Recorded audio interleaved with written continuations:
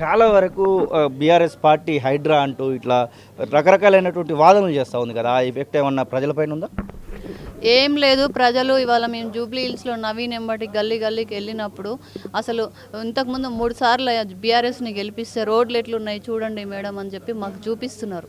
అది ఇవాళ నవీను ఎమ్మెల్యే కాకముందే రేవంత్ రెడ్డి గారిని రిక్వెస్ట్ చేసుకొని జూబ్లీ హిల్స్ కోసం 200 కోట్లు ఆల్రెడీ శాంక్షన్ చేయించుండు కాబట్టి ఇంకా ఎమ్మెల్యే అయితే అభివృద్ధి బాగా చేస్తాడని చెప్పి కూడా ప్రజలు నమ్ముతున్నారు. ఇప్పటివరకు జూబ్లీ హిల్స్లో గవర్నమెంట్ కాలేజ్ లాంటివి ఏం లేవు.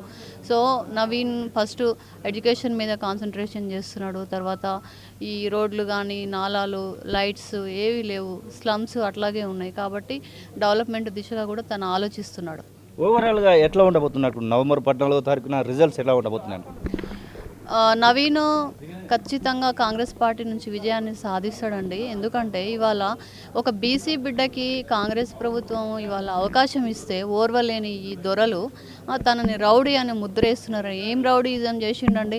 ఇవాళ నవీను ఓపెన్ ఛాలెంజ్ చేస్తున్నాడు. కేటీఆర్ నన్ను రౌడీ అని నువ్వు నిరూపిస్తావా, లేకపోతే రాజకీయాల నుంచి తప్పుకో అని చెప్పి కూడా ఆయన ఛాలెంజ్ చేస్తే దాన్ని స్వీకరించలేని కేటీఆర్ ఇవాళ నవీన్ క్యారెక్టర్ మీద బురద జల్లి ఒక మనిషిగా గుర్తించకుండా నవీన్ యాదవ్ని రౌడీ అని చిత్రీకరించి వాళ్ళు చేసే అన్నీ కూడా ప్రజలు గమనిస్తూ ఉన్నారు. కాబట్టి ఖచ్చితంగా ఓటుతోటి బీఆర్ఎస్కి బుద్ధి చెప్తారని చెప్పి బీజేపీకి కూడా బుద్ధి చెప్తారు. ఇద్దరు ఒకటే కాబట్టి